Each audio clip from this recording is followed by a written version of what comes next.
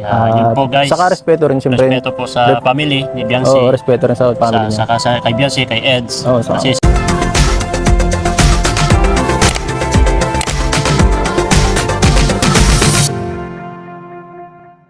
Respeto para kay Wifey Viancy. Eto guys mga kalingap, atin nga pong pakinggan ang bagong mensahe ng tunay na nagmamahal na si Kalingap Edu. Atin nga pong tutukan ang videong ito. Pero bago tayo magpatuloy, ako po sa inyo ay bumabati ng isang magandang araw, magandang gabi sa inyong lahat, sa buong team Kalingap. Kamusta ang inyong kalagayan? Kamusta mga ka-EDSI? Sana po ay nasa maganda kayong kalusugan, taglayang mahabang buhay at lakas. And of course, special shout out sa solid supporters ng love team na EDSI at sa mga nagmamarathon sa vlog ni Kalingap Rob at syempre sa mga kasamahan ko dyan sa Karepa, Kalingap Reactor Partner. Mega love shoutout naman kay Kuya Val, kay Ate Ed the Vlogs, kay Kalingap Rob, and of course kay Madam Jackie Tapia. Kagaya ng lagi kong sinasabi, guys, 100% nating tangkilikin yung kanilang vlogs, ating i-marathon sapagkat napakaganda ng kanilang layunin sa mundong ito.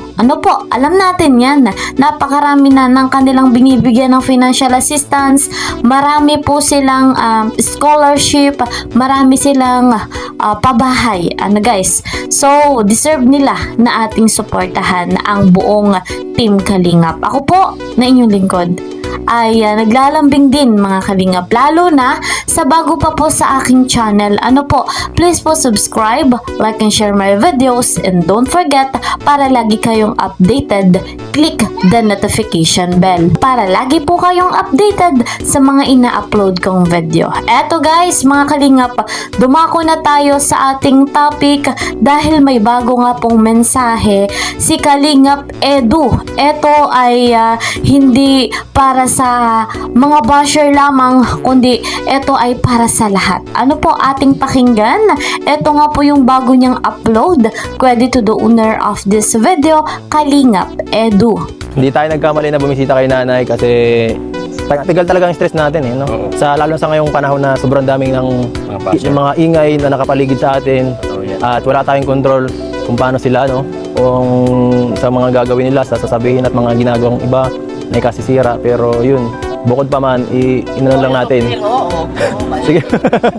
Bukod pa man, yun nga, inano natin, parang i-divert natin yung ating isipan sa mga gandang bagay sa ating na ginagawa, di ba?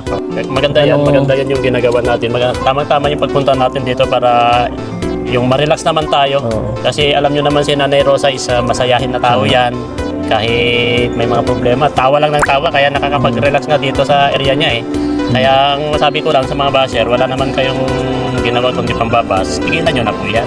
Kasi lalo na sila, yung sa pamilya nila Biancy, kasi napaka-apektado sila ngayon sa ganitong mga sitwasyon. Naintindihan natin yung hirap nila kasi barang baguhan pa sila sa ganitong mga pangyayari. Hindi sila sanay sa bashing. Kaya wag po nating wag na nating kung wala man tayong masawing masama sa kapwa natin, wag na po nating kasi hindi natin alam, baka pwedeng makadulot kayo ng sa kanila. Pwede makasama or kung higit pa man minsan, kasi yan ang idinudulot ng ibang na pwedeng ka-depress. Yung iba pa nga nagpapakamatay dahil sobrang depression. Walang problema kasi sa atin sanay na tayo.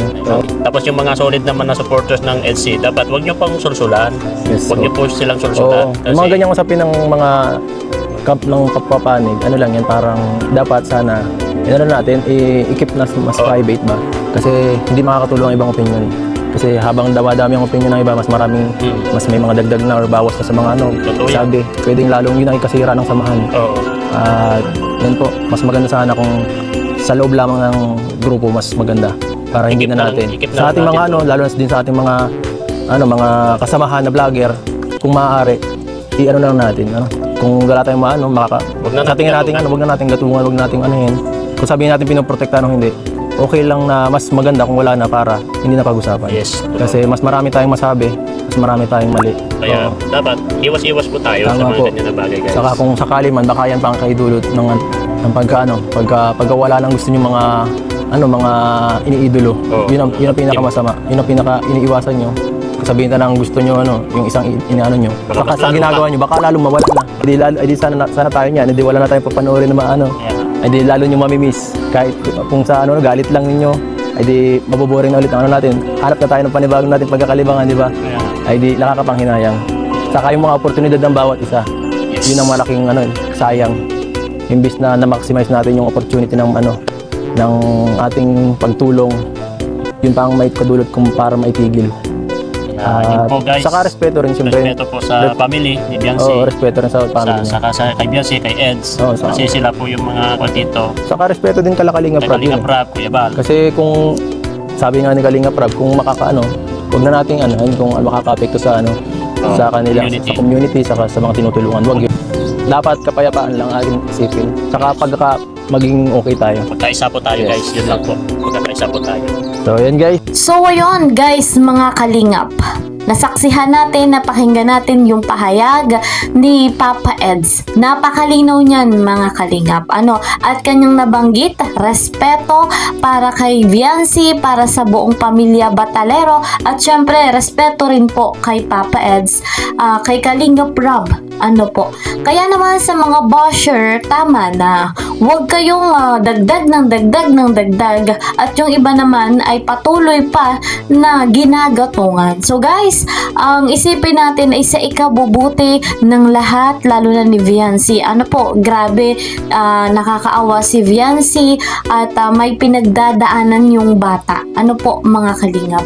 Hindi sila sanay sa ganitong pambabash, hindi kagaya ng ibang tao, mga kalingap, na kahit i-bash ng i-bash, baliwala lang sa kanila. Syempre si Biancy ay hindi sila sanay sa ganon at ang kanyang pamilya. Kaya naman mga kalingap, suportahan lang natin si Biancy at yung mga basher, tama na po. May pakiusap si Kalingap Edu na itigil na yung pambabash, yung hindi naman karapat dapat sabihin ay tama na. Itigil na mga kalingap. At irespeto nga po itong si Biancy at ang kanyang pamilya.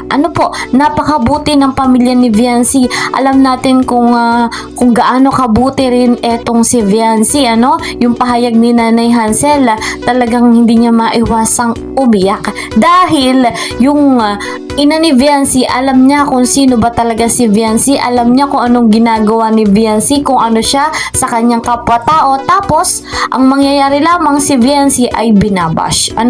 Parang ganito guys, sa kabila ng ginagawang kabutihan ni Biancy sa kanyang kapwa, yung iba naman, ang ginagawa sa kanya ay panay pambabash. Kaya nakakaawa po si Biancy. So guys, ano man ang mangyari sa vlog ni Kalingap Rob ay antabay lamang tayo at suportahan natin iyon. Marami tayong dapat abangan at maraming pasabog. So, mananatiling matatag ang love team na Edsy, at 100% nating susuportahan. So guys, yun po muna ang ating update.